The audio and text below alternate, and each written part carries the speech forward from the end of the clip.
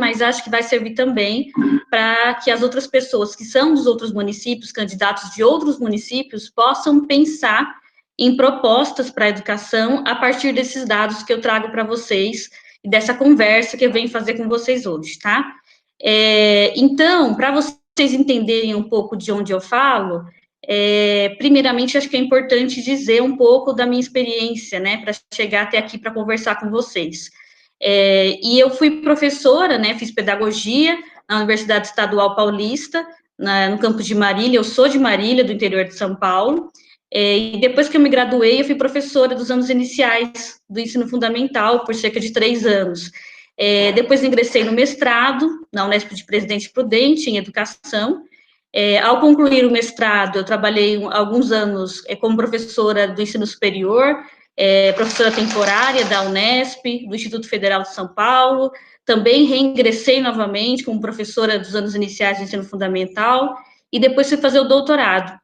Concomitantemente à realização do doutorado em educação, eu trabalhei na Secretaria Municipal de Educação de Presidente Prudente, né, como o cargo que eu exercia lá chamava coordenadora pedagógica, era um cargo de gestão, de gestão municipal, né, eu atuava junto com supervisores de ensino, e a gente trabalhava na formação continuada de diretores de escola, coordenadores, enfim, organizando ali a política de educação do município.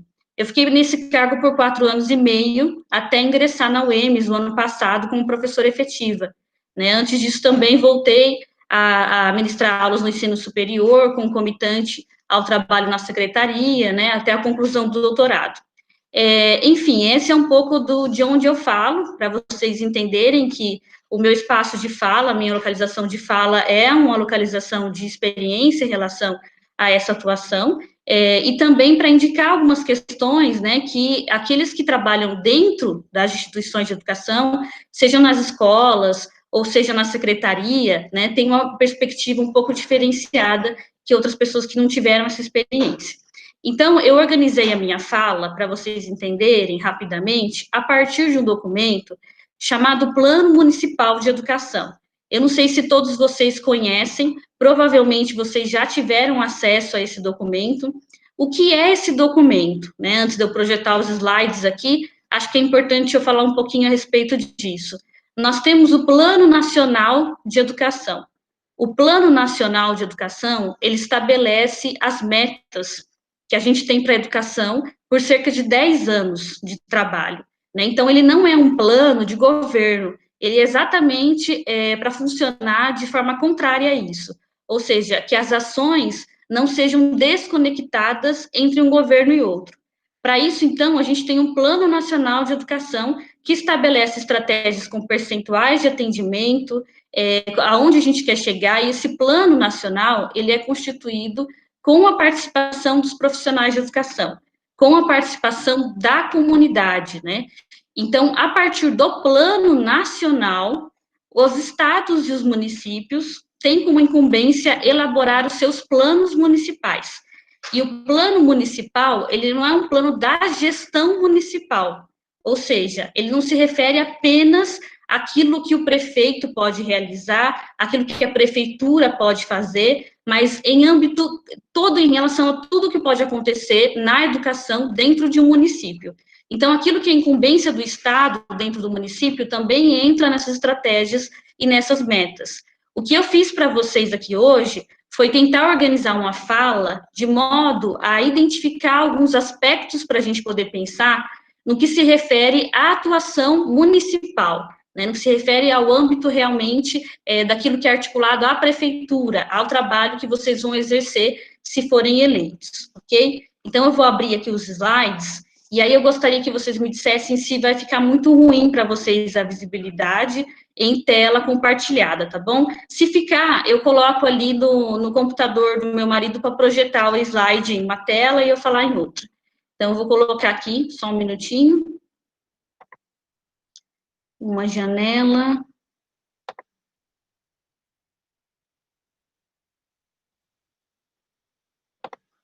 Vocês estão vendo aí? Deixa eu ver como é que vocês estão vendo. Tá.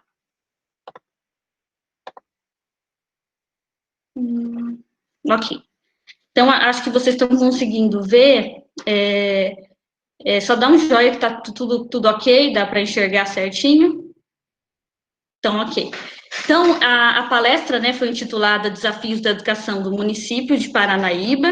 Como eu já falei um pouco a respeito para vocês, o nosso foco é trabalhar essa questão a partir do Plano Municipal de Educação, né? Além do Plano Municipal de Educação, eu também trouxe alguns dados em relação à aprendizagem das crianças do município, né, principalmente em relação ao ensino fundamental. A gente vai conversar um pouco sobre o que é incumbência, né, do município e o que é incumbência do Estado. O foco do poder municipal precisa ser, isso não é opção, né, isso é legislação, a educação infantil, né, o atendimento, então, aí do 0 aos 5 anos de idade, 5 anos e 11 meses, e o ensino fundamental, que vai hoje dos 6, né, até por volta dos 14 anos. Então, tanto uma parte da educação infantil quanto o ensino fundamental completo são uma parte da educação básica que é obrigatória, né? Então, em relação à pré-escola, que começa lá com cerca de 4 anos da criança, ela passou a ser obrigatória em 2017. Né? Então, agora também uma parte da educação infantil, e não só o ensino fundamental, são obrigatórios. Então, para a gente começar a conversar, a gente tem esse foco da educação infantil e do ensino fundamental. Os planos municipais de educação, eles foram construídos pelas secretarias e aprovados como uma lei, né? Então, não é opção do prefeito, né, ou do vereador olhar ou não para esse documento, é uma obrigatoriedade seguir aquilo que ele é estabelecido, foram aprovados em 2015, né, e essa aprovação passou por todo um processo de discussão anterior, que inclusive eu estava lá na secretaria, né, de Prudente nesse momento, nesse período, e foi um debate de cerca de 1 ano, né, para a produção desse documento, entre os professores que compunham a rede, diretores de escola, profissionais das universidades, né, familiares e todos os interessados a discutir a educação do âmbito do município, né, e aí do município não só do âmbito municipal, né, mas aquilo tudo que seria a educação do município. Então, também aquilo que é resultado das escolas estaduais, o que é das universidades, enfim. Então, as suas metas, elas têm como base, conforme eu já falei, o Plano Nacional de Educação, né, e tem vigência de 10 anos. Então, é importante lembrar que esse plano, ele não é limitado ao mandato de uma prefeitura, mas como isso eu já falei um pouco com vocês, eu vou passar isso aqui, tá bom? Então, o PME, a gente já tem 5 anos aí de aprovação, né, considerando esse ano de 2020. E aí é importante da gente pensar quais foram os avanços e as conquistas da educação na localidade no qual vocês estão concorrendo aí nessas eleições, né? Quais foram as conquistas que foram obtidas, quais foram os avanços a partir desse PME? Quais, então, foram as metas e as estratégias que não foram atingidas, e por que não foram? Qual que é o histórico de trabalho que vai ser repassado para essa equipe que assume agora, né, os próximos 4 anos, para trabalhar a questão da educação a partir de 2021? Então, os secretários de educação, né, como autoridades, eles são cobrados pelas ações feitas a partir do Plano Municipal de Educação. Eles são cobrados, inclusive, pelo Ministério da Educação, porque é solicitado deles que eles encaminhem um monitoramento de como que essas estratégias e essas metas para a educação têm sido ou não têm sido alcançadas, né, e os motivos. Então, é necessário fazer uma avaliação periodicamente em relação a essas estratégias e encaminhar isso ao governo federal. Então, a atenção dessa continuidade dessas ações deve ser o foco do PME, precisa ser constante na atuação dos secretários de educação. Então, para a gente começar a conversa, em relação ao plano, né, em relação, eu optei por utilizar o plano, mas a gente vai tratar da educação infantil, conforme eu já falei, e do ensino fundamental, especialmente. Na educação infantil, né, a principal meta, e essa meta ela não é só do Plano Municipal de Paranaíba, conforme eu estou apresentando aqui, mas é uma meta comum aos demais municípios, né? Então, por que ela é comum? Porque os municípios se basearam no Plano Nacional de Educação. Então, o âmbito nacional só atinge a meta se os municípios se organizarem para isso, até porque a educação infantil ela é incumbência do poder municipal. Então, uma das metas é universalizar, até 2016, a educação infantil na pré-escola para crianças de 4 a 5 anos. Então, universalizar é fazer com que nenhuma criança fique fora, né, da instituição de educação infantil. Todas as crianças precisam ser atendidas entre 4 a 5 anos de idade. E aí, esse atendimento, ele precisa ser, né, de preferência, próxima à localização, né, da onde a criança reside. Mas se não houver vaga próxima onde a criança mora, é importante que o poder municipal organize uma forma de transporte para essa criança de maneira com que ela consiga chegar até a instituição na qual ela precisa estudar.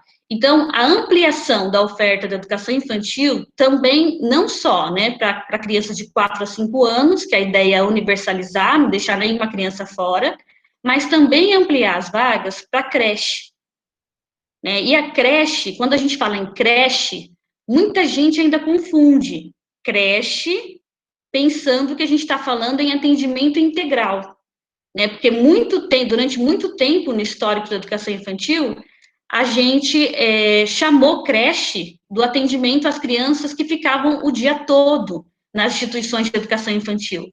Mas há um equívoco nesse sentido. Na realidade, creche é o atendimento de acordo com a legislação brasileira, né, a atual LDB, Lei de Diretrizes da Educação Nacional. Creche é o atendimento de 0 a 3 anos, né? Então, o atendimento em instituições de educação para crianças de até 3 anos, a gente chama de creche. E o foco, né, do Plano Municipal de Educação de Paranaíba e de outros municípios também, é que esse atendimento chegue a atender 60% das crianças de até 3 anos. E qual que costuma ser o nosso principal problema para que esse atendimento aconteça? É preciso, primeiro, além da criação de vagas, é preciso também fazer com que esses profissionais, né, esses professores, consigam atender essa demanda de crianças que chegam a cada dia, que aumentam, que ampliam cada dia para o poder municipal. Para isso, né, muitas das vezes, a gente tem acompanhado a judicialização desse processo. Como que isso costuma acontecer?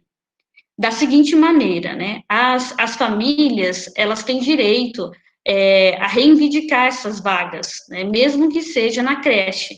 Então, vocês podem me perguntar assim, a vaga na creche não é obrigatória, né? O obrigatório é que a criança seja matriculada a partir dos 4 anos. Então, mesmo assim, a família pode requerer do poder municipal uma vaga, mesmo que o município não tenha vaga para todas as crianças de 1 ano, de 2 anos, de 3 anos? E a resposta é pode. Porque a educação de 0 a 3 é um direito da criança e da sua família. Então, ela pode requerer isso judicialmente e normalmente não, né? E essa vaga costuma ser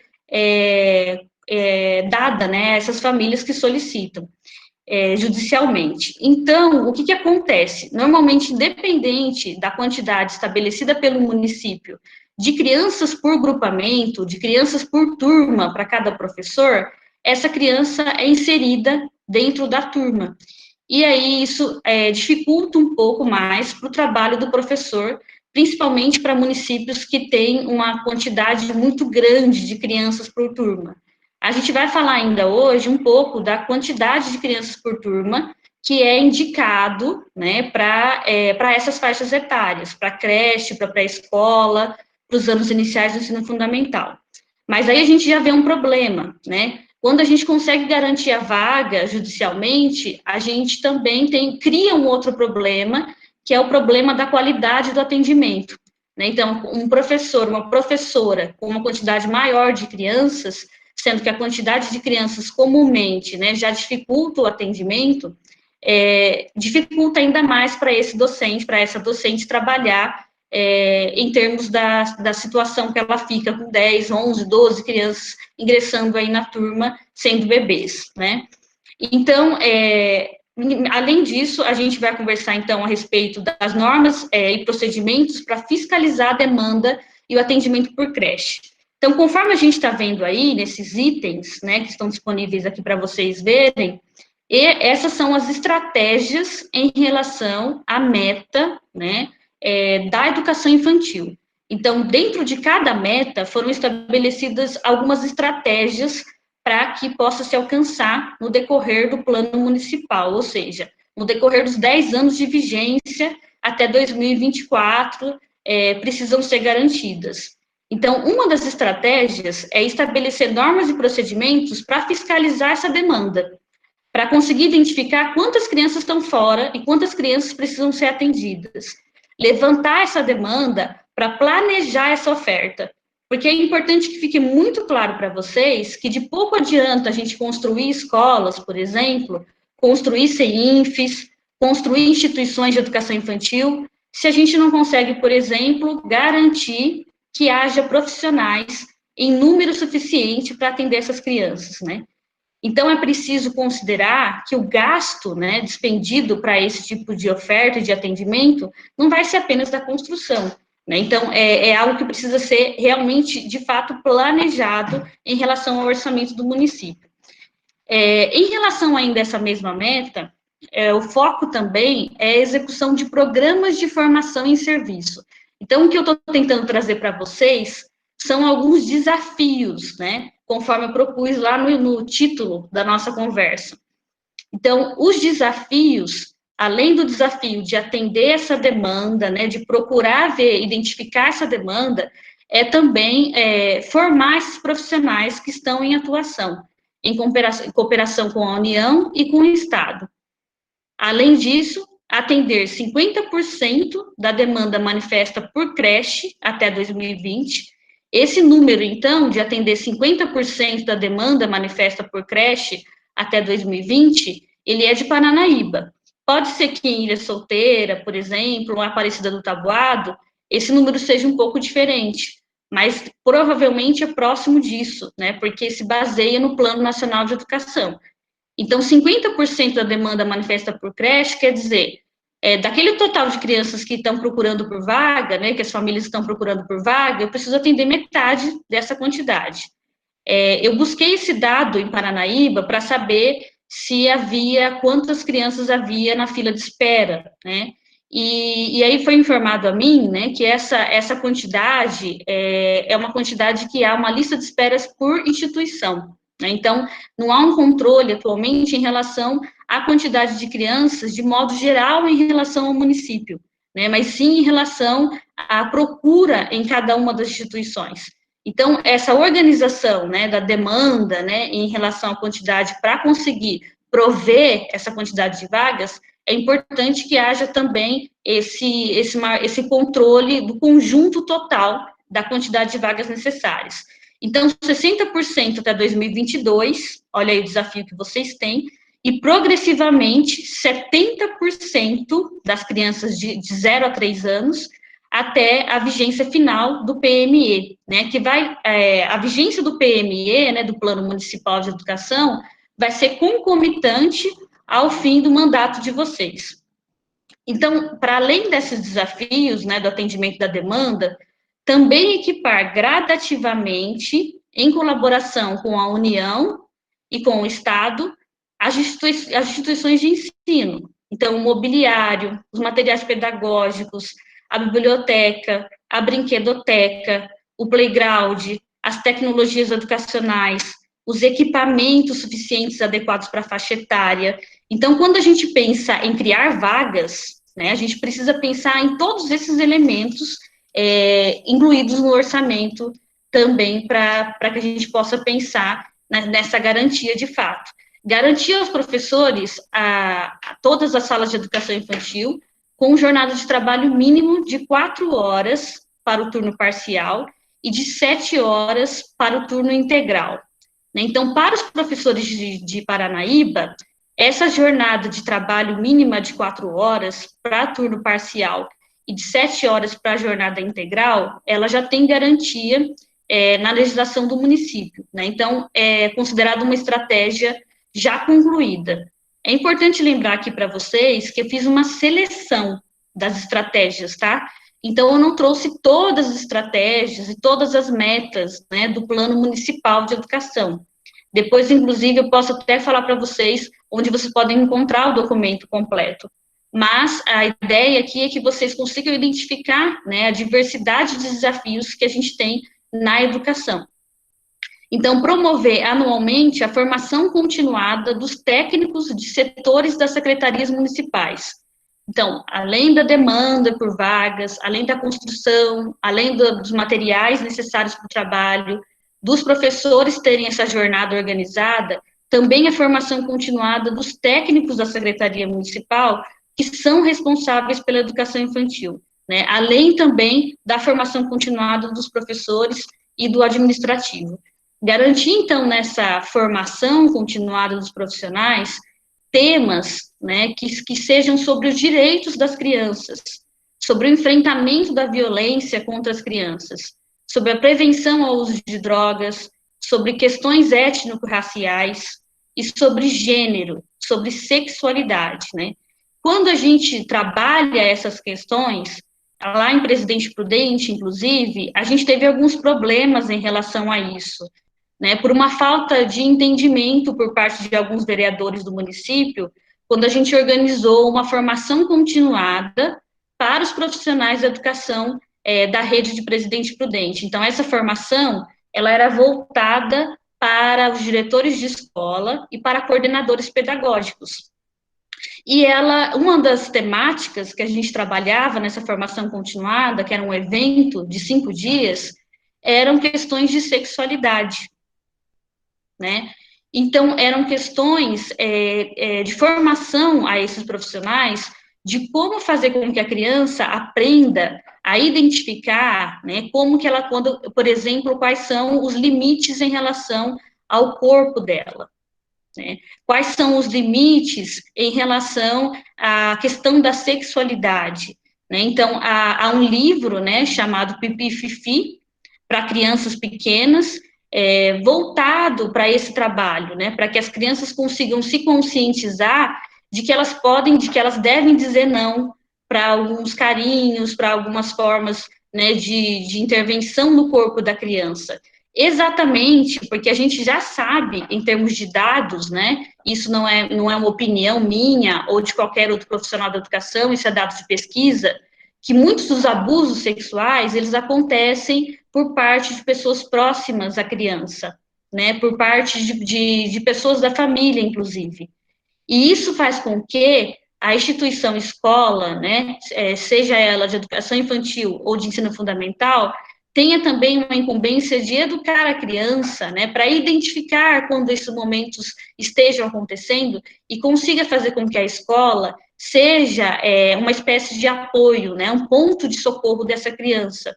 Então, todos os profissionais, eles têm como incumbência, de acordo com a legislação, inclusive identificar situações como essas e encaminhar ao Conselho Tutelar, que encaminhará para outras providências, né? Mas a gente só faz isso, só fazer essa identificação também não tem sido suficiente. Então, o trabalho com essas questões, tanto de sexualidade quanto a questões de gênero, também sobre as questões étnico-raciais, eles têm sido aspectos que precisam ser abordados e trabalhados pelas escolas. E aí o problema que eu me referi dos vereadores foi que quando perceberam que a gente ia trabalhar essas questões de sexualidade, mesmo sem saber o que a gente iria abordar, e era exatamente o uso desse livro, né, para crianças, em que trabalha como que a criança pode identificar situações de abuso, de uma maneira muito, com uma linguagem voltada para o público de educação infantil, apareceram alguns vereadores, né, que queriam fazer com que a palestra fosse cancelada, né, e foi todo um problema que a gente teve para enfrentar ali, porque a gente tinha profissionais não só da nossa rede, como também dos municípios da região. E essa era uma temática, inclusive, encaminhada pelo Ministério da Educação, para que esse trabalho acontecesse em termos de formação. Então, é muito importante que vocês considerem conversar, né, antes de tomar uma atitude como essa. O diálogo com os profissionais da educação, para compreender de fato o que está sendo realizado, os motivos da realização desse tipo de ação, é muito importante, né? Então, o diálogo é sempre o ponto necessário para poder conseguir compreender algumas questões, né? Garantir, então, aos professores, aos diretores e ao pessoal de apoio pedagógico a formação em nível superior e aos administrativos a formação em nível médio, né? Então, a gente ainda tem professores com formação em nível médio, né? Com formação de magistério. Então, é importante garantir essa formação em nível superior. Isso é uma das estratégias, né? É uma necessidade proposta aí no Plano Municipal de Educação.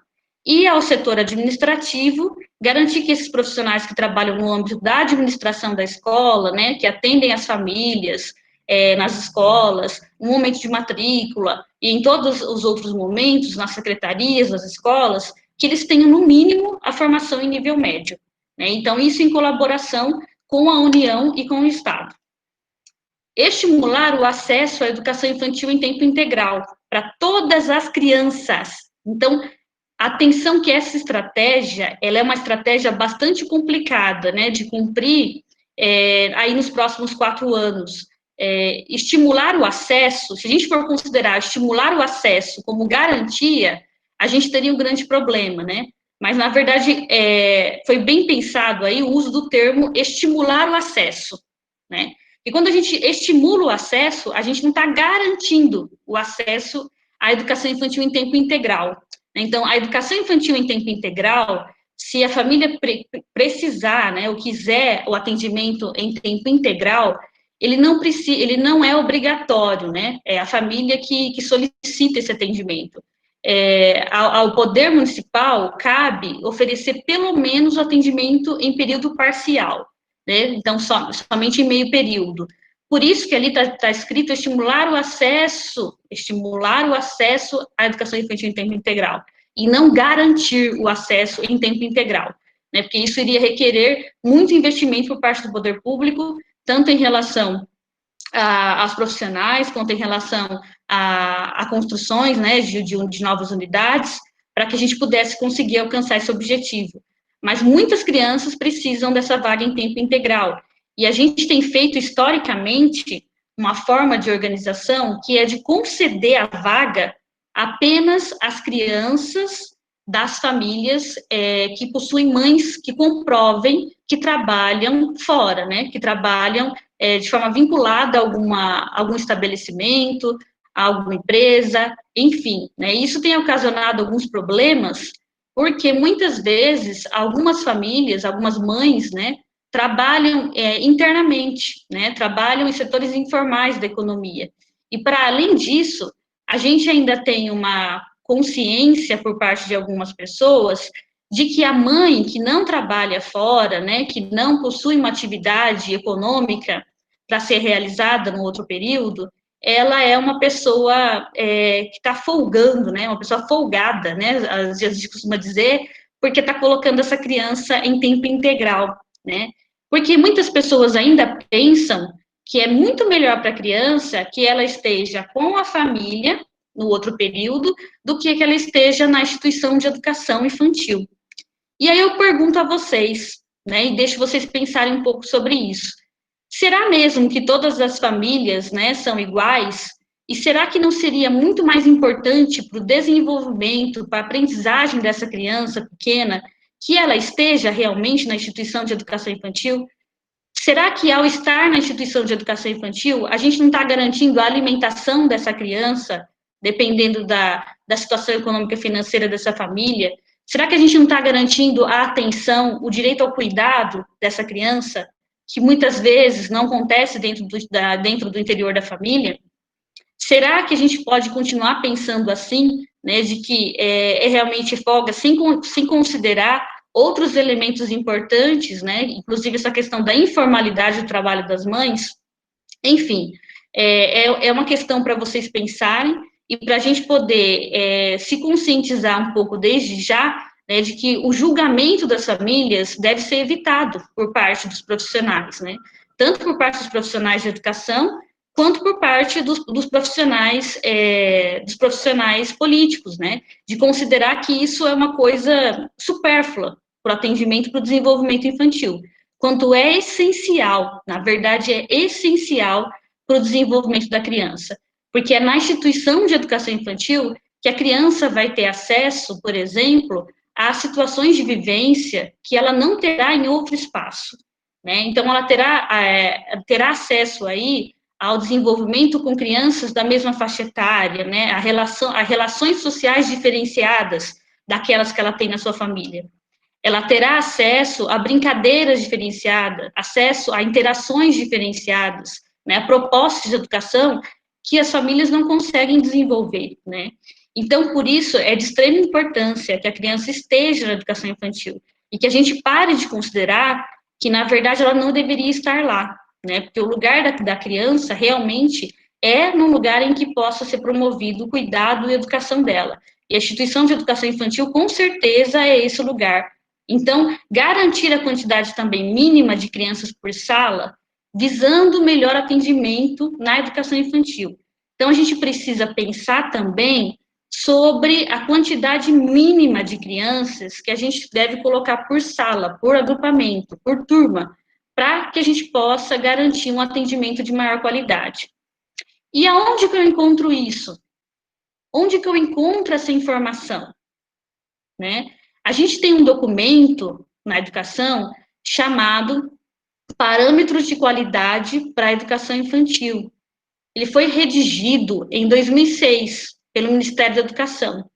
E nele, né, é importante que a gente saiba que ele não é legislativo, ele não tem um caráter de legislação, ele não é lei, ele é apenas um indicativo, ele é um orientador para que as redes municipais, né, possam ter uma noção do que seria o mais indicado em relação à quantidade de crianças por professor.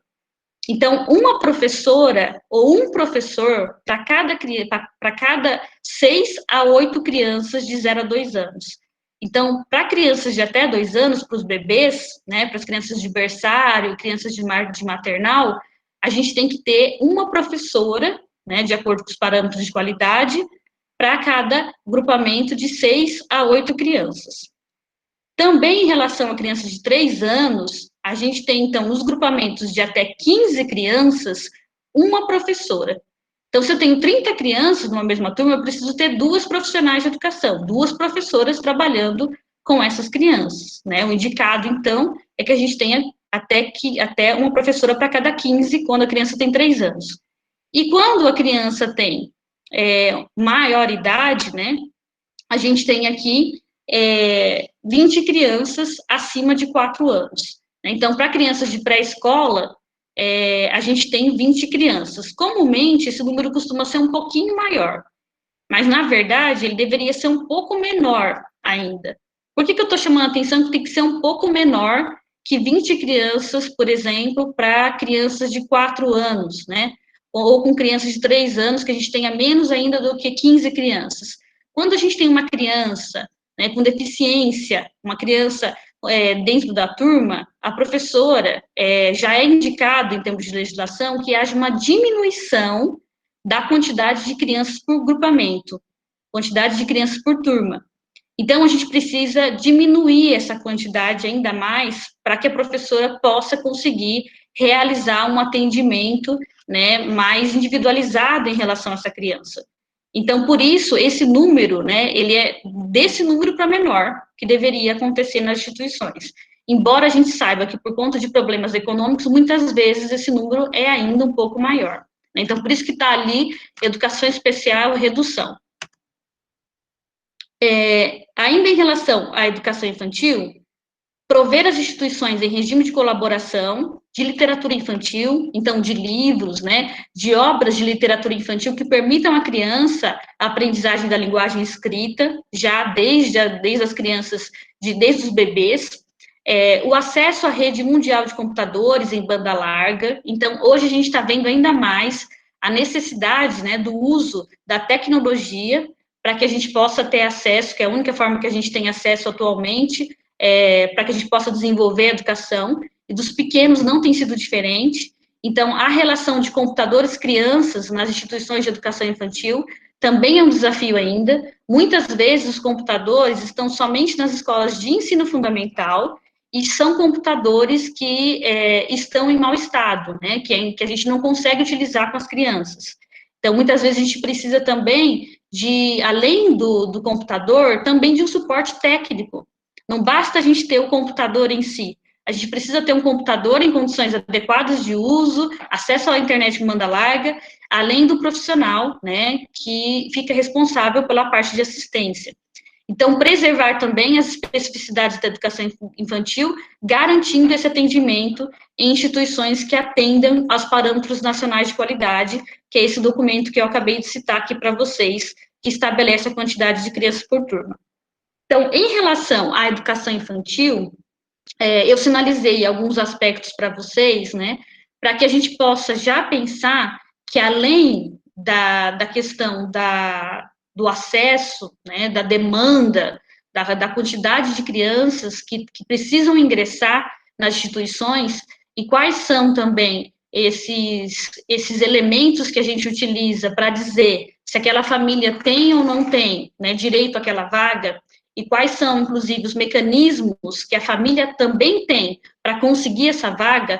Para além disso, a gente tem outros desafios. A gente tem o desafio dos profissionais de educação, na formação continuada, dos profissionais que trabalham na administração das escolas, também tem os profissionais que trabalham na Secretaria de Educação, né, que trabalham em relação a esse atendimento, os profissionais da gestão, os coordenadores, os diretores de escola, a formação continuada deles, a valorização desses profissionais, a questão dos materiais didático-pedagógicos, a construção de playgrounds, a questão do acervo literário, né, a questão da brinquedoteca, da renovação desses brinquedos, desses materiais. Então, são vários desafios aí, somente em relação à educação infantil, né? A gente está falando, então, do 0 aos 5 anos e 11 meses. Agora, a gente vai falar um pouco sobre o ensino fundamental. Então, no ensino fundamental, que começa aí com a criança ingressando hoje, né, desde 2010, com 6 anos de idade, já se prevê a universalização desse atendimento. Então, o ensino fundamental, ele passou a ter 9 anos, né, a partir de 2010, só um minuto.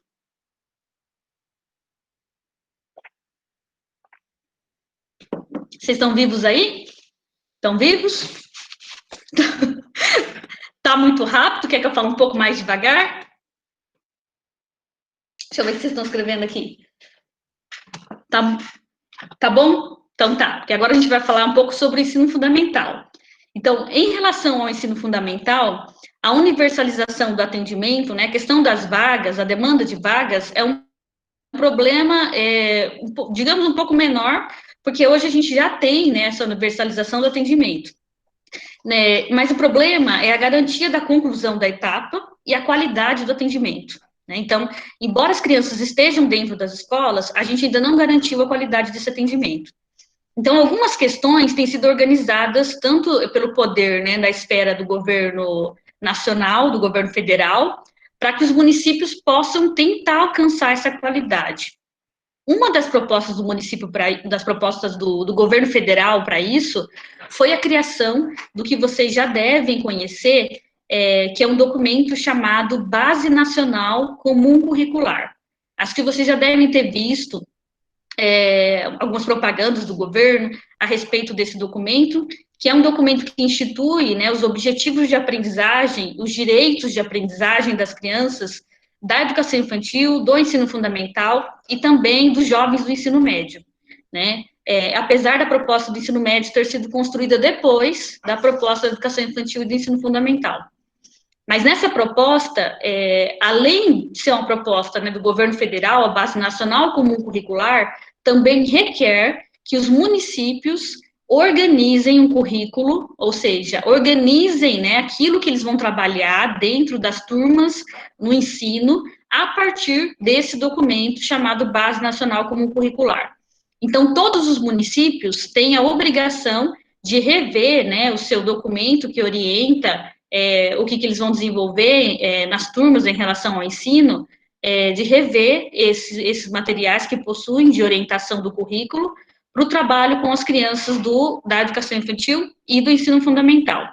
E o município de Paranaíba já tem se organizado nesse sentido, né? Então, esse ano, na verdade, foi no finalzinho do ano passado, no comecinho desse ano, né? Acho que não sei se chegou a concluir, porque aí entrou a questão da pandemia, mas no começo do ano, em março, eu faço parte também do Conselho Municipal de Educação de Paranaíba, né? Faço parte do Conselho de Acompanhamento do Plano Municipal de Educação de Paranaíba. Então, eu tenho acompanhado, né, o caminhar aí da Secretaria Municipal de Educação em relação à elaboração desse documento do currículo municipal, né, que está em aprovação para ser utilizado pelos professores nas escolas. Então, uma das questões, né, para tentar uma melhoria da qualidade é a elaboração, então, de um currículo organizado, né, em relação às aprendizagens, aos objetivos, em relação a cada disciplina, que seja, ao mesmo tempo, comum ao nacional e, ao mesmo tempo, também, no município, contemple a especificidade de cada município. Há diversas críticas em relação a isso, né, em relação à Base Nacional Comum Curricular, porque muitas das vezes as avaliações externas, que é o que hoje mede, né, mede aí, entre aspas, a qualidade da aprendizagem das crianças, se baseia apenas naquilo que é proposto em relação ao comum, né? Então, em relação àquilo que nacionalmente indicado em termos das aprendizagens a acontecer. Em relação àquilo que é específico do município e da região, isso não cai nas avaliações externas, né? Isso não é abordado na avaliação externa. Então, muitas vezes, acaba acontecendo uma crítica nesse sentido, mas não só.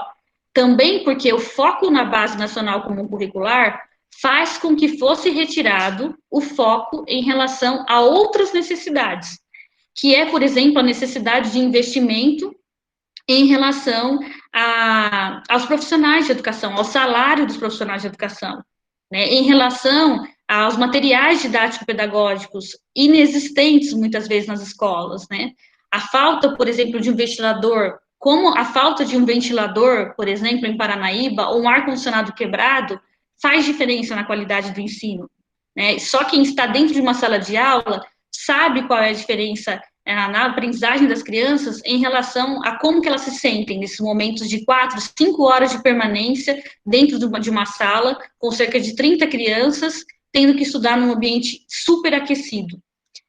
Para além disso, a gente tem falta de diversos outros materiais, mas também a gente tem a falta aí de uma valorização dos profissionais. Então, a principal crítica em relação à base nacional e a questão de proposta curricular dos municípios é que muitas das vezes a gente tira o foco de outros problemas para dizer que o principal problema é porque os professores não sabem o que ensinar, né? Quando a gente já sabe, por meio de pesquisas, que a gente não tem somente esse problema, né? Esse problema pode acontecer em alguns municípios, mas esse não é o único elemento, né, a ser reorganizado em termos de gestão.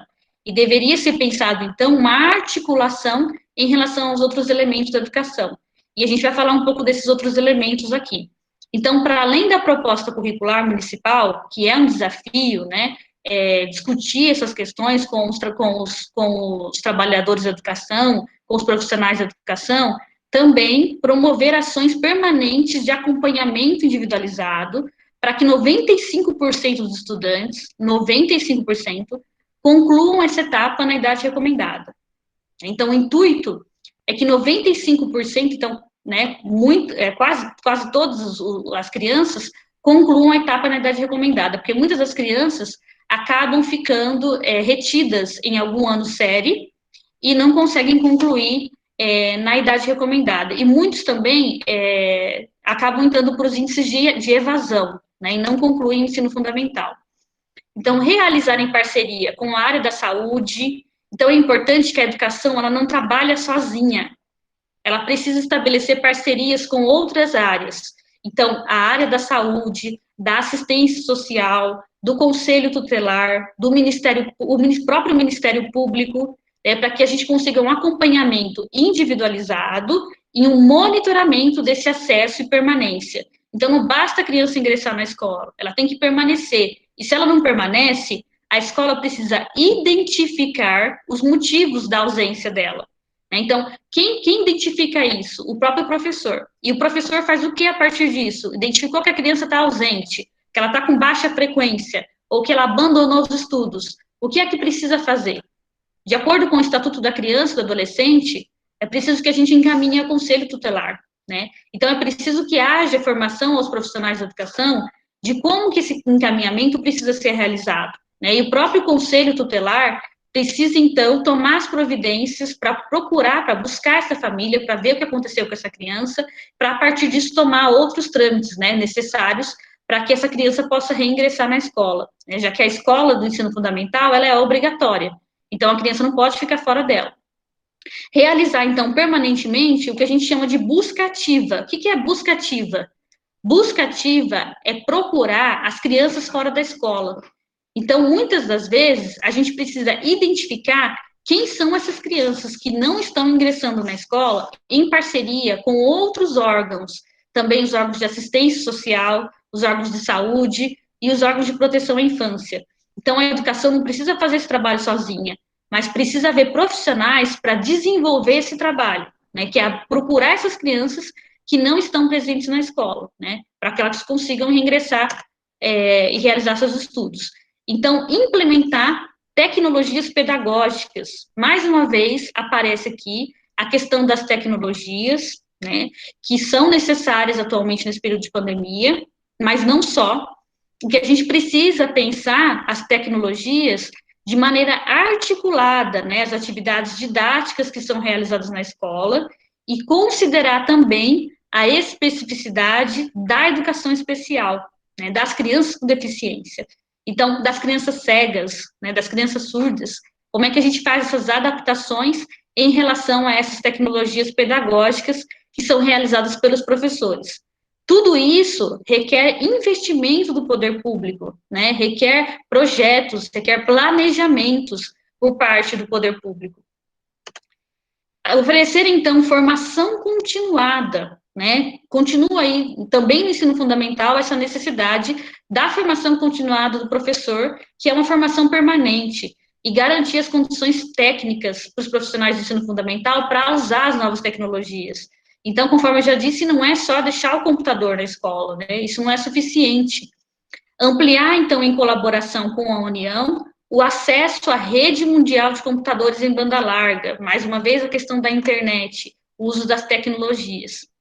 E agora, a gente vai passar aqui, para continuar, né, praticamente na mesma questão, mas a gente amplia, porque a educação especial, quando tratada na meta 4, ela está tratando da população de 4 a 17 anos. Então, a gente está tratando aqui das crianças da pré-escola até o ensino médio. E aí o objetivo é universalizar, ou seja, dar acesso a toda a população de 4 a 17 anos que precisa de vagas, né, que tenham deficiência, transtornos globais de desenvolvimento, que tenham altas habilidades ou superdotação, ou acesso à educação básica, né, e ao atendimento educacional especializado. Então, o que é o atendimento educacional especializado? Deixa eu só tomar uma água aqui, peraí.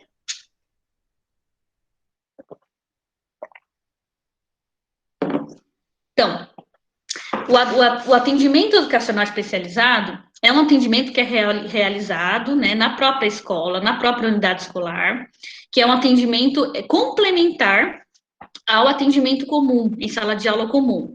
Então, ele é realizado preferencialmente na própria rede regular de ensino, por um profissional habilitado, né, por um profissional que tem aí a especialidade da educação especial para o atendimento dessa criança. Então, às vezes, esse atendimento educacional especializado, ele é realizado no próprio turno que a criança estuda, né, ou às vezes no contraturno, depende de cada município, de como cada município organiza isso. de qualquer maneira, sendo no próprio turno, que a criança é retirada da sala de aula comum, né, e recebe esse atendimento educacional especializado por um profissional, ou sendo no contraturno, essa criança precisa, esse poder público precisa garantir esse atendimento, desde a pré-escola, tá? Então, não é só no ensino fundamental. A demanda manifesta, então, pelas famílias, né, pelos serviços de saúde, pela assistência social, também das crianças de 0 a 3 anos, com deficiência, especialidade linguística, transtorno global de desenvolvimento e altas habilidades. Então, na realidade, aqui nessa meta, a gente tem como proposta que a educação especial, né, que o atendimento especializado, educacional especializado, ele seja garantido a todas as crianças atendidas pelo poder público, né, desde da educação infantil, desde os bebês até os jovens do ensino médio, né, e aí o poder municipal, ele vai cuidar, então, especialmente desse atendimento da educação infantil e do ensino fundamental até por volta dos 14 anos. A educação especial ainda, né, criar e implementar setores com equipe multidisciplinar. Então, é preciso, de acordo com a estratégia, que sejam criadas setores com equipe multidisciplinares. Então, o que são equipes multidisciplinares? Né? São equipes formadas por profissionais, não só os profissionais de educação, os profissionais de fonoaudiologia, os profissionais da psicologia, né, os profissionais do setor de assistência social. Então, todos esses profissionais para auxiliar o professor do ensino comum e das salas de recursos multifuncionais, né, com o professor educacional especializado em educação especial, conforme a gente já tinha conversado. Então, implementar essa equipe multidisciplinar vai fazer com que haja uma formação, né, que haja um apoio a esse profissional que trabalha no ensino comum e também a esse profissional que trabalha na sala de recursos multifuncionais, que é o professor especializado em educação especial. Também criar os centros de atendimento às pessoas público-alvo da educação especial, com ampliação das equipes multidisciplinares, materiais, espaços físicos adequados. Desenvolver e manter programas específicos, né, que oportunizem aos adolescentes com deficiência, transtornos globais de desenvolvimento e altas habilidades a participação em cursos de áreas tecnológicas e científicas. E promover audiências e atividades públicas de discussão sobre educação especial, educação inclusiva, que é mais que a educação especial, né? Educação inclusiva envolve diferentes elementos em relação à inclusão na sociedade, né? Então, não só a educação especial, mas também todas as outras minorias da sociedade, a educação bilíngue, né, em espaço com acessibilidade arquitetônica. Então, vamos parar um pouco para pensar sobre essa estratégia. Promover audiências e atividades públicas de discussão sobre educação especial, educação inclusiva e educação bilíngue em espaços com acessibilidade arquitetônica. Então, para promover essas audiências e essas atividades de discussão sobre a educação especial, a gente precisa também que haja espaços com acessibilidade arquitetônica. Por quê? Porque a gente quer não só falar sobre esse público da educação especial, mas também favorecer a participação das pessoas, público-alvo da educação especial. Então, das pessoas, né, com deficiência, também participem dessas discussões. E para isso, a gente precisa garantir espaços em que haja, né, como essas pessoas terem acesso, ou seja, com acessibilidade arquitetônica. E em Paranaíba, especificamente, a gente ainda tem problemas em relação a isso, né? A gente tem problemas, inclusive, em relação à realização de audiências e de atividades públicas de discussão por conta dos anfiteatros, né? Por conta dos próprios das instituições que a gente tem, que ainda são espaços pequenos, né, para recebimento de grande público. E além dos espaços serem pequenos, né, a gente ainda tem grandes deficiências nesses espaços em relação a diferentes elementos, né, mas, para além disso, a acessibilidade arquitetônica ainda não é garantida em muitos espaços que a gente tem utilizado para realizar essas discussões. Então, isso é um dos elementos essenciais se a gente quiser não só falar sobre esse público da educação especial, mas também ouvi-los, né? Ouvir esse público um pouco do que eles sentem, como que eles percebem essa vivência nas escolas. Então, é essencial que a gente reveja, não só falar sobre, mas também dar acesso, de fato, a esse público. E aí, a gente tem a meta da alfabetização, né? Que é um dos grandes problemas que a gente tem hoje no Brasil, para além de todos esses que a gente já conversou, né, da questão da educação especial, para a questão da educação inclusiva, que se amplia ainda mais, a questão da educação infantil, do ensino fundamental, a gente ainda tem a questão da alfabetização, e a meta prevê alfabetizar com aprendizagem adequada todas as crianças, no máximo até o final do terceiro ano do ensino fundamental. Então, pelas nossas normas, né, governamentais, a gente tem até o terceiro ano do ensino fundamental para a criança ser alfabetizada, né? E aí, quando a gente fala em criança alfabetizada, a gente está falando de uma criança que consiga ler, escrever, né, conseguindo compreender aquilo que ela escreve, aquilo que ela lê. E isso a gente vai identificar daqui a pouco pelos dados que eu vou trazer para vocês, que isso não tem acontecido, né? A gente tem passado as crianças de um ano ao outro sem que elas tenham se apropriado da escrita como uma forma, de fato, de comunicar as próprias ideias, né? De compreender as ideias de outros. Então, vamos compreender um pouquinho quais são as estratégias previstas em relação à meta 5, a meta de alfabetização.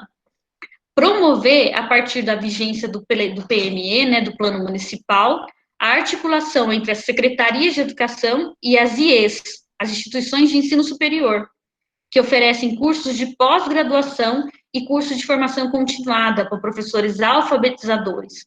Então, quando a gente termina a pedagogia, a gente não está pronto, né? A gente costuma dizer, para todos os desafios que a gente vai ter quando a gente chega numa sala de aula. Então, por isso, na profissão de professor, a gente diz que a gente nunca termina a nossa formação. A formação continuada, ela é essencial, tanto que os profissionais da educação são um dos únicos profissionais, né, que existem em que a formação continuada, a própria formação, faz parte da jornada de trabalho, né? Então, a jornada de trabalho, ela é composta por uma parte em relação à atuação do professor com as crianças e uma outra parte em relação à formação. Então, a formação aqui, ela está sendo prevista numa articulação entre as secretarias de educação e as instituições de ensino superior, por meio de especializações oferecidas pelas universidades. A UEMS tem feito esse trabalho, né, de realizar especializações voltadas para a educação para os profissionais da rede. Mas a gente está revendo ainda o projeto da especialização para que a gente possa focar um pouco mais, né, se debruçar um pouco mais em relação a aspectos que o município tem necessitado, né? Então, está sendo reorganizada uma outra proposta de especialização gratuita aos profissionais, para que a gente possa colocar em vigência. Realizar na vigência do PME a formação inicial e continuada dos professores e a utilização de novas tecnologias. Também garantir que os profissionais possam confeccionar materiais didáticos e de apoio pedagógico para subsidiar o processo de alfabetização. Então, essa garantia de confeccionar material didático, de apoio pedagógico para a alfabetização, ela precisa acontecer dentro da jornada de trabalho do professor.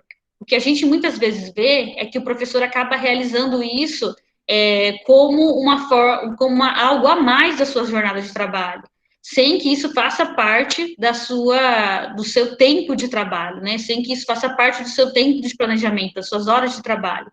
Então, é importante que a gente organize, inclusive, o próprio plano de carreira dos profissionais, considerando momentos para essas questões, tanto para a formação continuada, quanto para a formação, para a confecção de materiais, elaboração de planejamento, disponibilizar e implementar aos estudantes e professores recursos midiáticos e suportes necessários para que o sistema e o acesso à internet sejam suficientes. Mas isso eu já falei bastante com vocês, eu vou passar essa questão da internet, tá? Esse aqui tá no lugar errado. Espera só um minutinho. Porque agora, o foco aqui é que a gente fale primeiro sobre a questão da qualidade, né, na educação, que é o item 7, para que depois a gente passe a conversar sobre as metas de aprendizagem do ensino fundamental. Então, na meta 7, qualidade da educação, é proposto fomentar a qualidade da educação básica em todas as etapas e modalidades, com a melhoria do fluxo escolar e da aprendizagem, de modo a atingir as médias nacionais para o IDEB. O que é o IDEB? O IDEB é o Índice da Educação Básica, né? São aquilo que a gente chama de avaliações externas. São as avaliações aplicadas, né, aos estudantes da educação básica, para que a gente possa acompanhar o desempenho das escolas em relação a partir da aprendizagem dos estudantes, que são medidas por meio desses testes, né, que são aplicados com os alunos. Então, assegurar que no 5º ano de vigência do PME, que é exatamente esse ano, 70% dos estudantes do ensino fundamental, anotem esse dado, 70% dos estudantes do ensino fundamental têm alcançado nível suficiente de aprendizado em relação aos direitos e objetivos de aprendizagem e desenvolvimento de seu ano de estudo, e pelo menos 50% do nível desejável. Então, 70% e 50%, né? 70% nível suficiente e 50% nível desejável. Daqui a pouco eu vou mostrar para vocês os dados em relação, né, ao município, à aprendizagem das crianças, para a gente perceber se a gente tem conseguido alcançar esse percentual. Então, no último ano de vigência, todos os estudantes do ensino fundamental têm alcançado o nível suficiente de aprendizado em relação aos direitos e objetivos de aprendizagem e desenvolvimento do seu ano de estudo, pelo menos 80% o nível desejável. E reduzir as taxas de reprovação, de abandono e de distorção idade série no ensino fundamental em 50% nos primeiros 5 anos e em 80% até o final da vigência deste PME. Tá.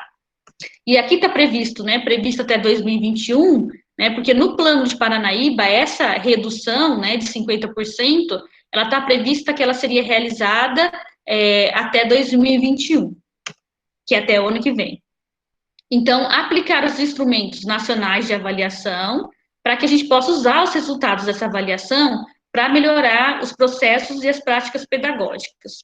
E também reduzir em 60% até o 7º ano de vigência a diferença entre as escolas com os menores índices e a média nacional. Então, reduzir, né, a diferença entre as escolas com os menores índices do IDEB em relação à qualidade ofertada a partir da avaliação aplicada e a média nacional, de forma a garantir a equidade da aprendizagem. Então, o objetivo aqui é fazer com que as escolas que estão com um índice mais ruim de aprendizagem, né, um índice menor de aprendizagem, consigam alcançar aquelas que têm um índice melhor.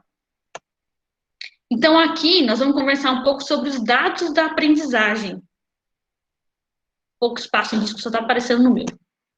Os dados da aprendizagem que eu busquei, eles são do site, não sei se vocês conhecem, um site chamado Quedu. Né? Nesse site chamado Quedu, é uma plataforma na qual estão organizados, vai estar aqui o link de acesso para vocês verem, olha, www.quedu.org.br, e lá há uma sistematização, né, uma organização dos dados de todos os municípios que compõem o Brasil, né? Então, qualquer município que vocês quiserem saber como estão os dados de aprendizagem do ensino fundamental em relação à língua portuguesa e em relação à matemática, a partir da aplicação das avaliações externas, né, a gente tem esse dado disponível nesse site. Né? Então, é fácil fazer a busca pelo Esquedu, e aí ele apresenta não só, né, os índices de aprendizagem dos estudantes, mas também a evolução desses índices, ou não evolução, e também apresenta, a gente pode organizar os dados tanto em relação às escolas estaduais, quanto em relação às escolas municipais, em relação a cada cidade. O que eu fiz aqui foi puxar os dados em relação às escolas municipais. né? Então, em Paranaíba, o município atende tanto os anos iniciais do ensino fundamental, do primeiro ao quinto ano, quanto os anos finais, do sexto ao nono ano.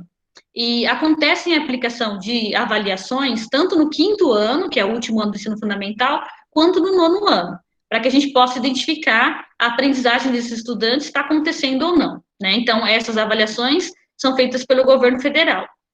E aí a gente conseguiu identificar aqui que em língua portuguesa, somente na rede municipal, né? Então, aqui estão os dados somente das escolas da rede municipal, somente das escolas subsidiadas pela prefeitura, né? Então, em relação à língua portuguesa, no quinto ano, 57% das crianças aprenderam adequado na competência de leitura e interpretação de texto. Então, vamos lembrar que a gente estava vendo lá, né, conforme está indicado aqui na referência, que a gente precisava atingir 70%, lembram disso? Né? E aqui a gente tem, então, um dado de 57%, então, dos 228 alunos matriculados, somente 130 demonstraram um aprendizado adequado. E em relação a português, no nono ano, olha como que a coisa acontece, ela fica pior ainda. Né? Então, se a gente acha que está ruim nos anos iniciais do ensino fundamental, quando a gente olha, né, que são os anos iniciais trabalhados pelos pedagogos, né, pelo pessoal formado na pedagogia, até o quinto ano, 57% somente das crianças, um pouquinho mais que a metade da turma, está aprendendo as competências que deveria ter em relação à leitura e interpretação de texto. Em relação ao nono ano, né, que são, aí passa a ser trabalhado com os professores formados nas licenciaturas, com professores formados em especialidades, né, professores da área de letras, com língua portuguesa, matemática, professores formados em matemática, e assim por diante, a gente tem uma caída, né, nesse índice. Então, a gente tem um decréscimo nesse índice. Passa-se, então, a 21% apenas, né, de alunos que conseguiram aprender o adequado na competência de leitura e interpretação de texto. Então, a gente identifica aqui que se aqui já está ruim, quando a gente passa, né, por uma reorganização em relação ao atendimento, né, que são os professores especialistas, a gente tem ainda um índice ainda pior em relação a essa aprendizagem. Mas esse fato, esse dado, ele não é somente em Paranaíba, né? Isso tem acontecido em todo o Brasil.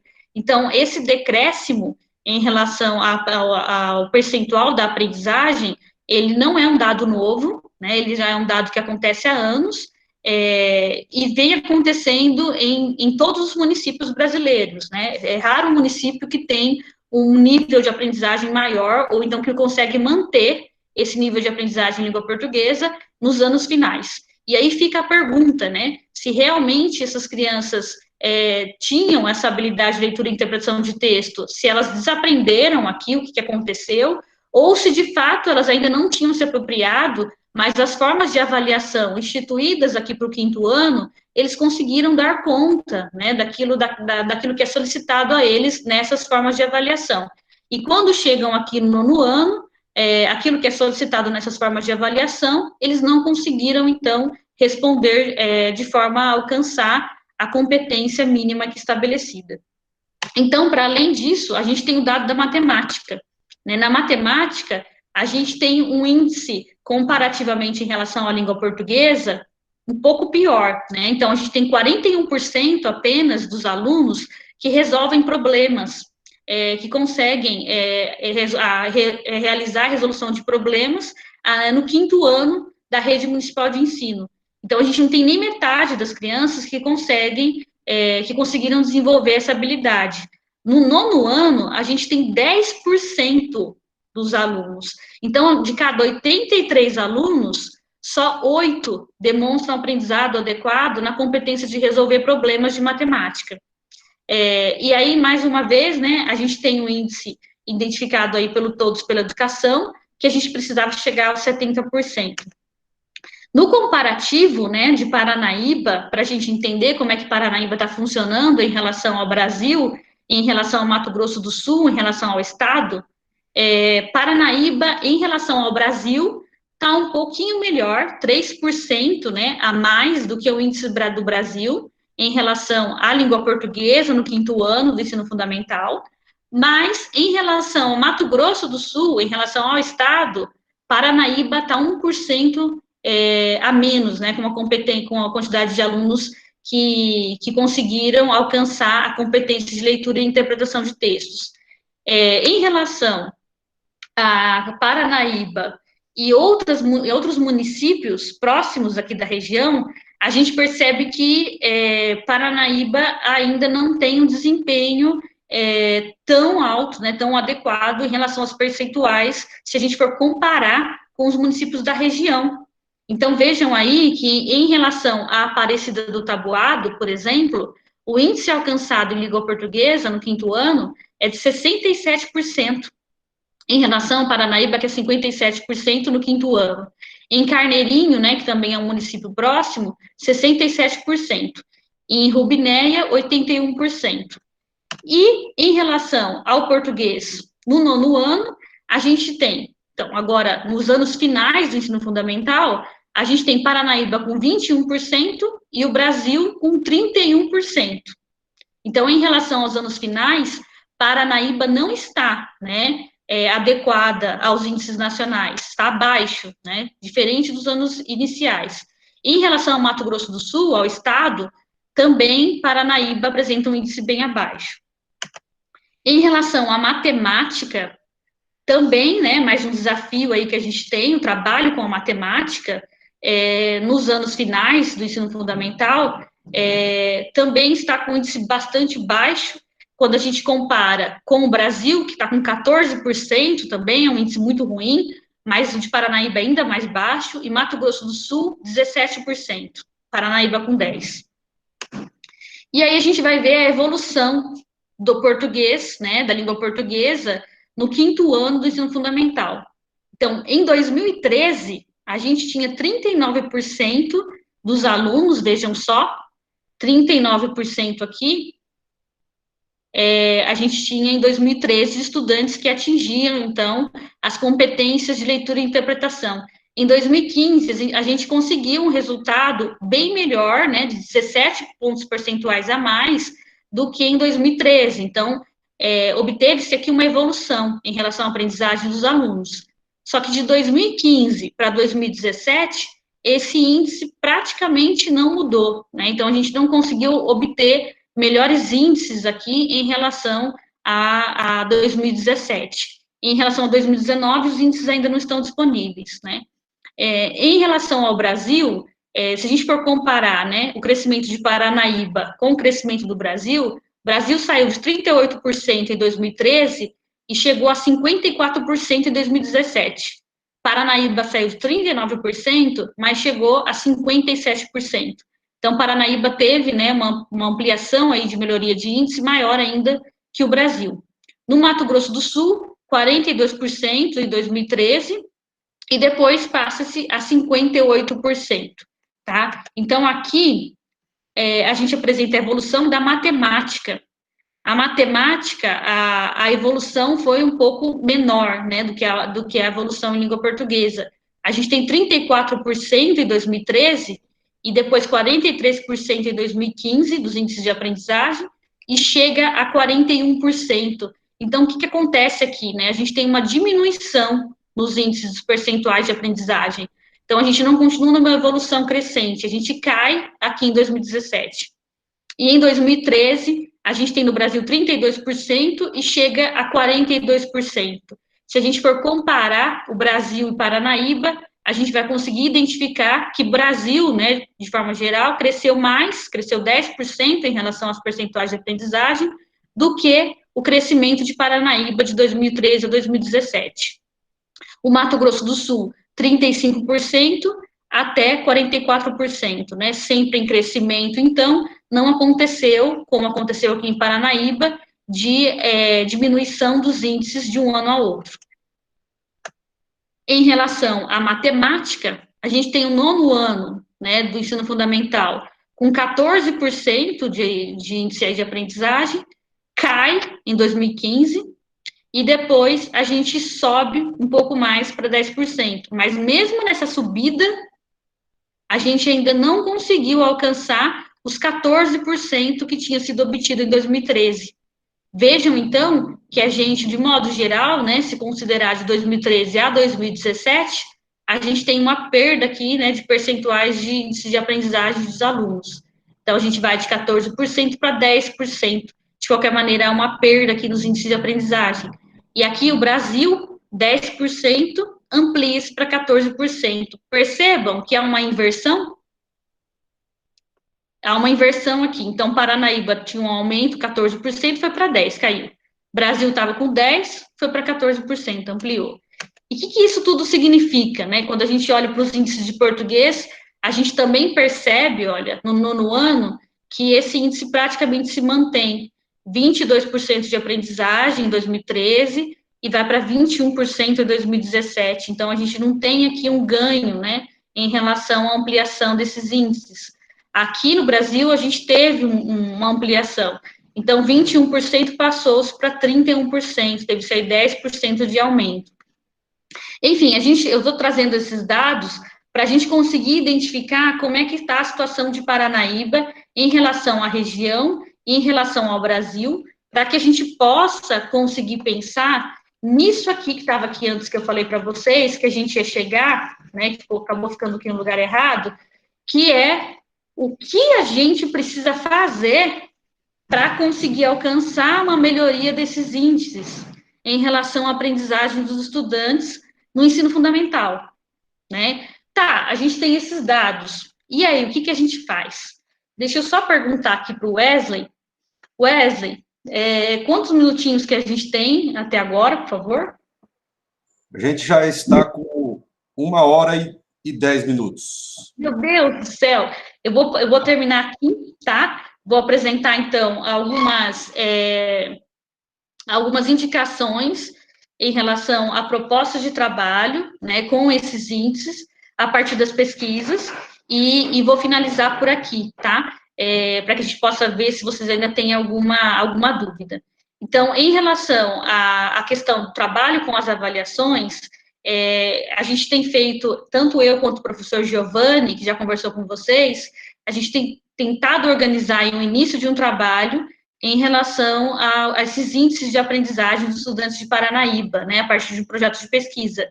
E para isso, a gente foi identificar nas pesquisas acadêmicas o que tem acontecido nos outros municípios que têm conseguido alcançar índices melhores de aprendizagem em relação ao ensino fundamental.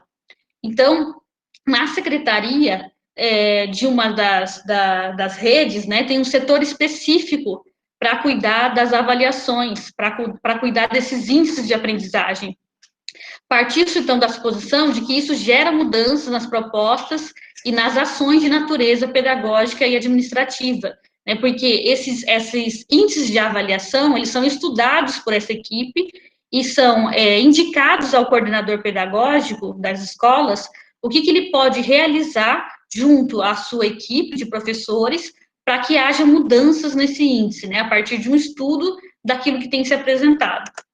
Também, os principais resultados das pesquisas, né, de uma das dissertações e teses que a gente coletou, foi que somente uma parte das escolas acabou trabalhando com a avaliação em larga escala, num município que apresenta um bom índice, né, de aprendizagem.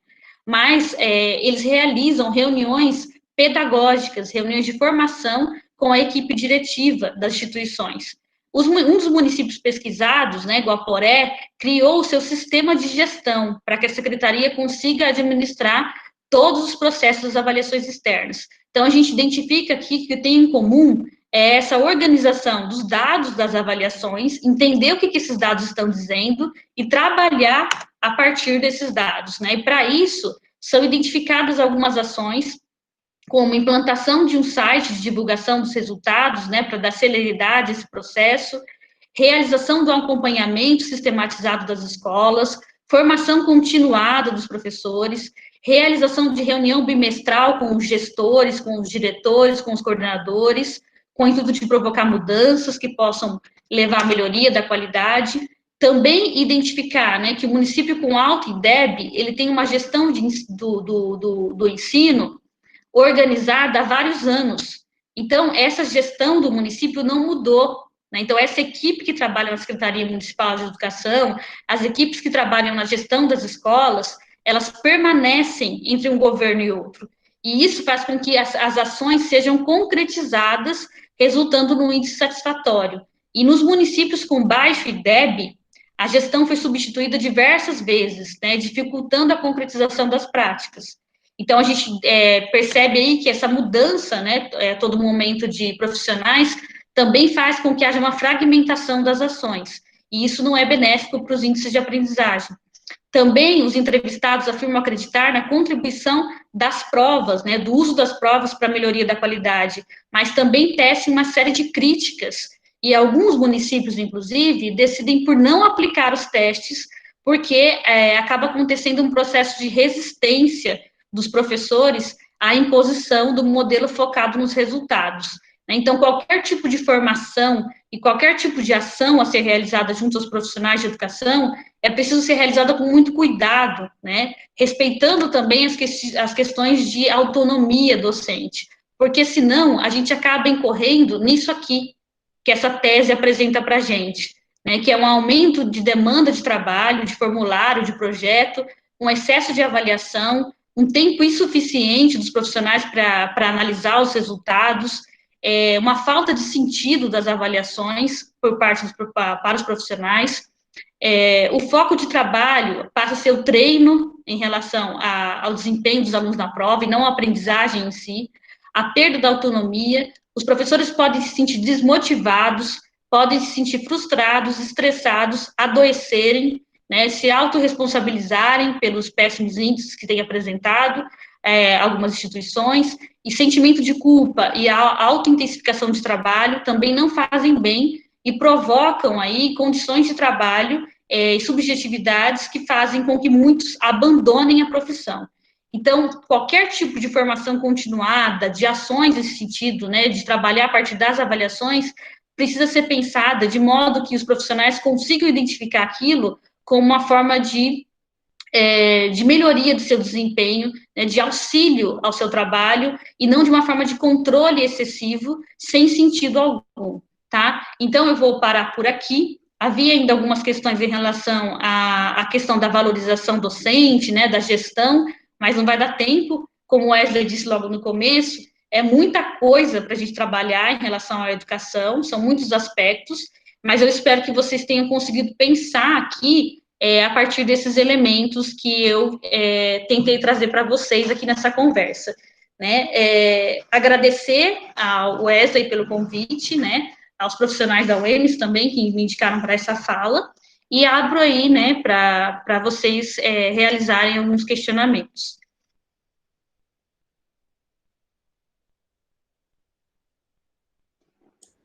Obrigado, professor, pela palestra, foi muito esclarecedora e foi, vamos dizer assim, foi muito profunda e até me surpreendeu esses indicadores que nós temos aqui em Paranaíba, né, da questão da educação. Eu gostaria de fazer algumas considerações, até depois a senhora pode refletir em cima. Uma coisa que me chamou muita atenção, uma das falas finais da senhora, foi essa questão lá de Santa Catarina, da questão da continuidade da equipe, né, que está à frente da de educação. Então, quando eu comentei, acho que na minha palestra sobre liderança, e acho que eu cheguei a tocar nesse ponto, né, toda vez que troca prefeito, vereadores, simplesmente parece que esquece tudo que foi feito na gestão passada, apaga-se tudo e quer começar do zero. Isso é extremamente desmotivador para quem está ali no dia a dia dentro de uma escola, querendo fazer um trabalho, de repente já tem algo sendo feito, e de repente vem alguém e apaga tudo e quer começar do zero. Então, isso é um aspecto que os pré-candidatos precisam observar, então eles precisam verificar o que já está ocorrendo na educação em Paranaíba, para depois sugerir algumas ações, né? Se a gente considerar que a média dos indicadores brasileiros é em torno de 50%, e de matemática é 10%, a gente começa a entender por que o aluno, às vezes, chega no ensino superior, na UFMS, na UEM, eu acho que deve ser muito parecido, muitas vezes despreparado. Alunos escrevendo cliente, problema, não sabendo fazer contas de porcentagem básica. E aí me remete à questão dessa progressão continuada, né? Não sei se é essa a expressão correta, que, ao mesmo tempo que as prefeituras precisam cumprir os indicadores, me dá um certo receio e até medo de forçar os professores, de alguma forma, a empurrar os alunos. Eu já tive, minha esposa deu aula na Escola Aracilda, ela me contou algumas situações que a gente fica com medo, que o aluno vai ser simplesmente transferido o problema para a série seguinte. Não vou dar mais aula para ele, passa para frente. Isso vem chegando à universidade. A gente percebe que os alunos vêm para as universidades um pouco despreparados. Aí eu nem culpo, é claro, tem uma série de aspectos, eu nem culpo o papel do professor, que talvez é massacrado, é criticado, sendo que a culpa não é dele, a culpa é de falta de políticas públicas e também de falta, no meu ponto de vista, de uma atuação da família, porque a sociedade passou por uma série de mudanças e eu acho que são dois fatores que precisam ser discutidos nesse planejamento, né? Aí eu faço a pergunta para a senhora, essa questão dos indicadores, de alguma maneira, ela não força, vamos dizer assim, entre aspas, empurrar o aluno para frente?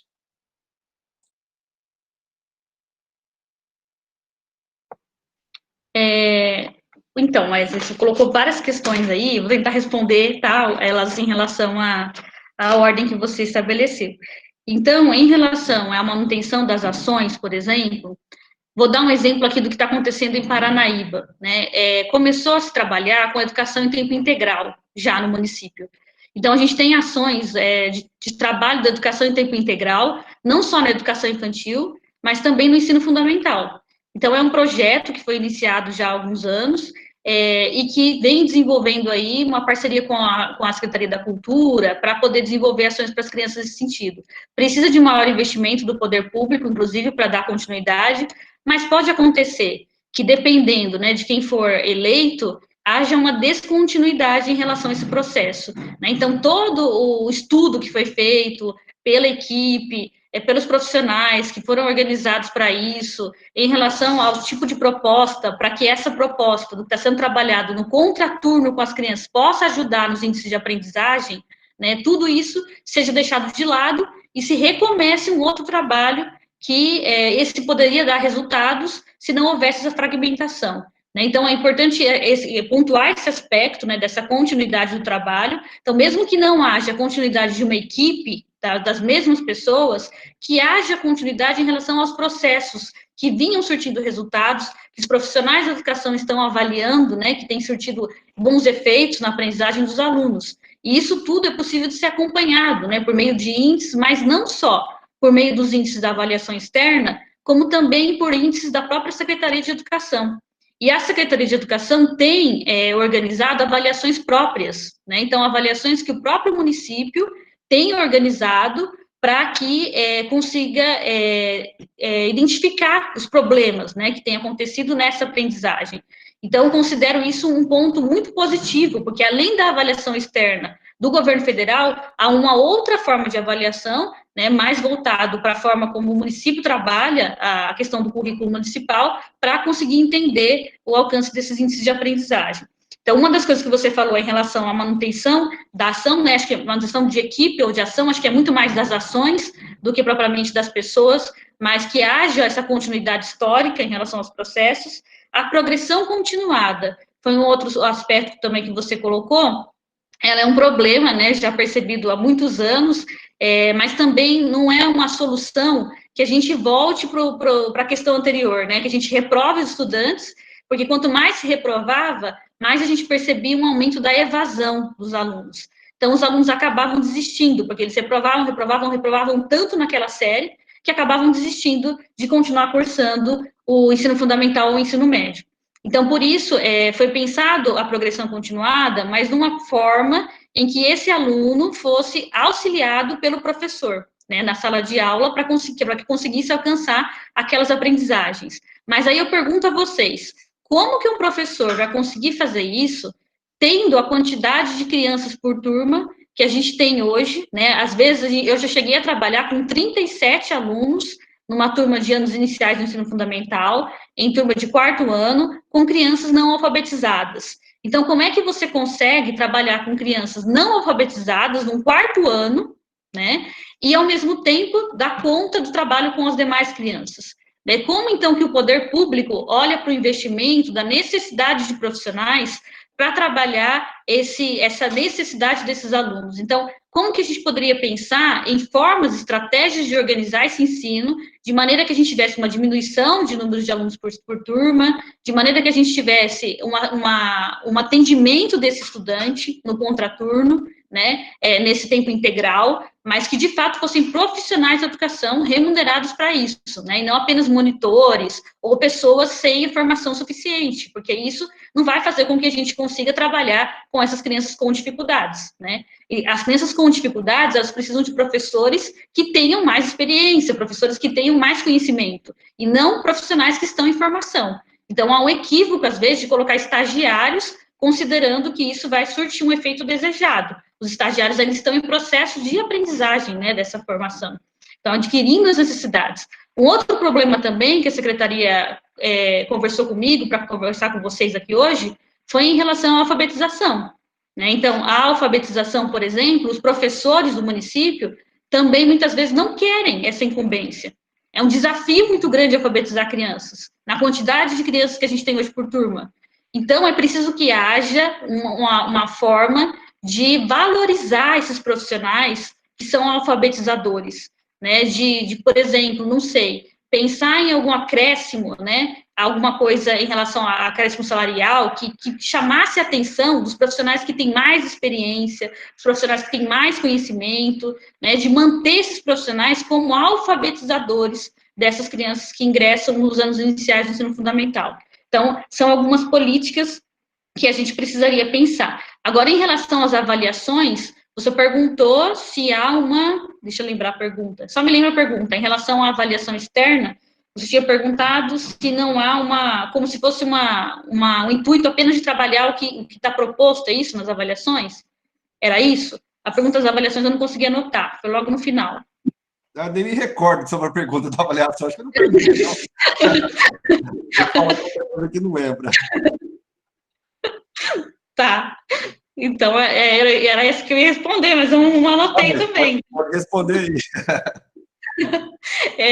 Em relação às avaliações externas, por mais que o objetivo seja trabalhar, né, também os elementos que aparecem nessas avaliações, mas não só. Né? Então, como colocar as pesquisas, o objetivo não deve ser o treino das crianças para responder a essas avaliações para demonstrar um índice de aprendizagem. Professora, deixa eu passar o Aguimar, deixa eu ver aqui. Uhum. Aguimar, por gentileza, faça a sua pergunta. Boa noite, professora Daniele. Boa noite. Parabéns aí por esse momento de grande valia para nós aí. É uma pena que o tempo é bastante curto, né? Para tantas informações, mas parabéns. Bom, a pergunta é o seguinte: de acordo lá com o Plano Municipal de Educação, que você deu início, e falando a respeito dos CEINFs, você disse que é necessário fazer aí uma demanda, né, de vagas, de números de crianças, números de creche, números de profissionais. Quando você diz a respeito dessa demanda, é uma demanda por bairro ou uma demanda por município? Porque aqui em Paranaíba, às vezes, acontece uma situação de que eu não quero colocar o meu filho no CEINF do meu bairro, porque eu quero em tal CEINF. E aí a pergunta é, essa demanda ela é por bairro ou é uma demanda por município? Tá. Aguimar, posso falar? Conclui a pergunta, né? Sim. Tá, porque vai que você tem outra pergunta.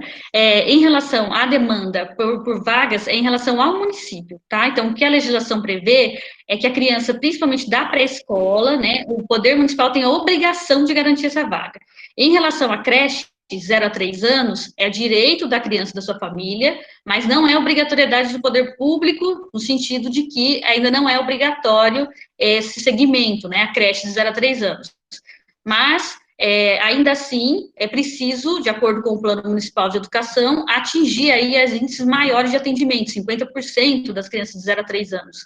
Então, quando a gente pensa nesses índices, a gente está pensando no município, tá? Independente se a família, né, deseja. É claro que o indicado é que seja próximo à residência da criança. Se não houver vaga próxima à residência da criança, é incumbência do poder municipal o transporte dessa criança, né, de maneira segura, né, com monitores, inclusive, para que a criança não, claro, não vá sozinha nesse ônibus, somente com o motorista, né, para que a gente tenha esse acesso da criança à instituição, tá? Então, se não houver a vaga próxima, é preciso que o poder público pense em questões de transportar essa criança até a creche onde há vaga.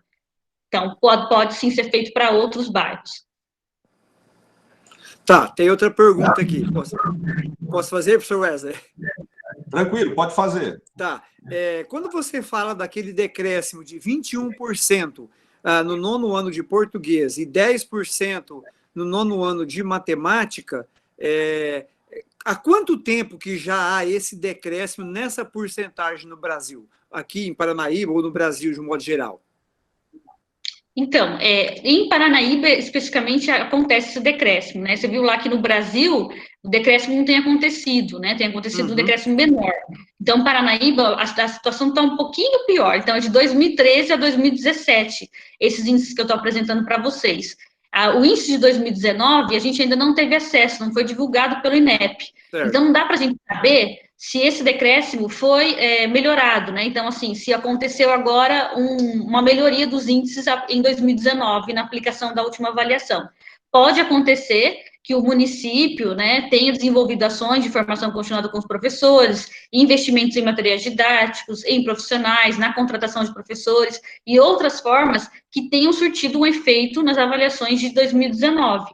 Então, não dá para a gente saber se esse decréscimo continua ainda ou não, porque não saíram os resultados publicamente, tá? Mas esses índices já têm continuado, têm estado, né, na verdade, de forma geral no Brasil, mantidos, né, não tem acontecido um amplo aumento de melhoria no índice, há cerca de 10 anos já a gente não tem conseguido alcançar os resultados desejados aí nos índices de aprendizagem.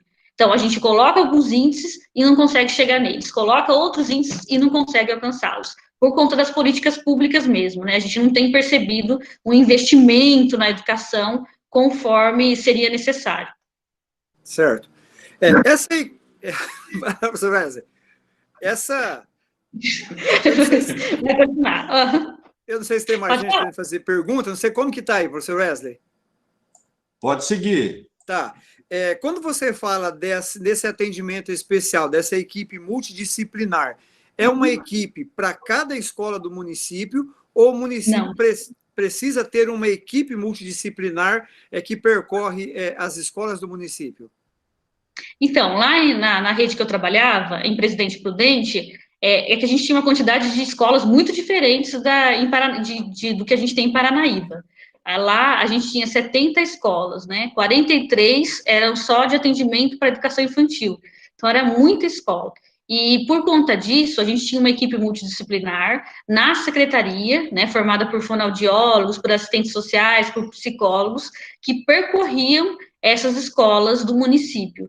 Então, ainda era insuficiente, né? Estavam em contratação mais profissionais, que junto com os profissionais da educação trabalhavam em as questões de dificuldades de aprendizagem dos estudantes e atendiam também esses estudantes. Na própria secretaria havia um centro, né, multidisciplinar, onde as crianças eram atendidas por agendamentos. Então, não há necessidade de acontecer uma equipe multidisciplinar por unidade, até porque isso oneraria muito, né, os cofres públicos. Então, há a possibilidade, sim, desse atendimento ser feito por uma forma organizada, né, para as diferentes escolas, por uma equipe apenas. E essa equipe multidisciplinar atenderia só alunos ou também a equipe de profissionais? Essa equipe multidisciplinar, ela atende, a gente tinha na secretaria duas equipes separadas. Uma equipe que atendia somente as crianças e suas famílias. Então, atendia não só as crianças, mas atendia os familiares também, com orientações, por exemplo, em relação à questão de linguagem, muitas vezes de linguagem oral, desenvolvimento de atividades que poderiam ser feitas em casa, e além do atendimento que era feito ali por agendamento. E também tinham os profissionais, então era uma dupla equipe, né, digamos assim, uma equipe dividida, que atendia a formação dos profissionais da rede, né, os professores, os coordenadores, faziam essas formações com os profissionais. Era assim que era feito. Obrigado, professor Wesley. Obrigado, Aguimar. Ok, cara. Obrigado, professora Daniele, pela apresentação. Agradeço a disponibilidade da senhora e de trazer essa realidade tão importante para a gente, que eu acho que esses pré-candidatos, eles devem abraçar essa causa e, principalmente, né, o desafio é muito grande, mas a gente não pode fugir desse desafio, porque esse desafio a gente pode dizer que é a base de todas as outras áreas, né? Não há desenvolvimento econômico sem educação, não há saúde sem educação, não há turismo se você não tem um povo civilizado para receber pessoas. Então, eu acho que os primórdios de qualquer políticas públicas se dá na educação. Então, eu acho que essa contribuição que a senhora trouxe vai agregar muito para esses pré-candidatos que estão aqui presentes conosco, né? E eu só tenho a agradecer a senhora e ao EMES pela parceria. Muito obrigado, viu? Eu que agradeço, Wesley, pela possibilidade, né, pela oportunidade aí de conversar um pouco sobre o trabalho que a gente tem desenvolvido. Eu também queria ter um pouco mais de tempo, né, para falar a respeito disso. Acho que no próximo curso ideal seriam 2 dias aí para a gente tratar de educação, sem querer puxar sardinha para o meu lado, mas são muitas questões, né, e tinha algumas questões que acabaram ficando de fora. Desculpa a fala e ampliada, tá? O tempo previsto era 50 minutos que eu queria ter feito, mas acabei falando um pouco mais que isso. Mas espero que tenha contribuído para vocês pensarem a respeito de algumas questões e lembrarem, né, que os profissionais de educação estão lá na escola, desenvolvendo o seu trabalho, pensando sempre o melhor para as crianças, tentando desempenhar o seu trabalho da melhor forma possível, e que eles merecem ser ouvidos, né, no âmbito da formulação das políticas públicas. Então, é essencial que a gente ouça os profissionais de educação, que a gente dialogue com eles sobre as decisões que serão tomadas no âmbito da gestão municipal. Tá? Então, eu agradeço a vocês pela paciência aí e pela atenção, e espero, né, uma próxima oportunidade de poder conversar a respeito dessas e outras questões. Muito obrigada. Obrigado, professora. A nossa ideia, até a professora Andréia aqui, uma amante da educação também, na área da matemática, né, professora Andréia? Conversando com ela, nós temos a ideia de, após a política, após realizar-se a eleição, de organizar um evento no sentido de convidar o prefeito eleito e os vereadores eleitos, juntamente com vários setores da sociedade, para a gente começar a traçar um planejamento para Paranaíba. E, com certeza, a senhora vai ser convidada a participar, e possivelmente para coordenar esse eixo educação, né? Que eu acho que, a partir desse evento, a ideia, não sei se é compatível aos pré-candidatos, a ideia é fazer um planejamento na área de educação, nas diversas áreas de políticas públicas, né? E apresentar isso como política pública para o legislativo e também para a prefeitura, né? Para ver se, a partir desse documento, há uma continuidade nos projetos da prefeitura, para a gente identificar quais são as prioridades para Paranaíba, na educação, na saúde, meio ambiente, turismo, né? Então, a gente pretende desenvolver essa ação após a eleição e contar com a parceria de vocês da UEMS também. Obrigado, professora. Obrigada eu, então. Boa noite para vocês, viu? Boa noite a todos. Boa noite, muito obrigada, professora Daniele. Boa noite.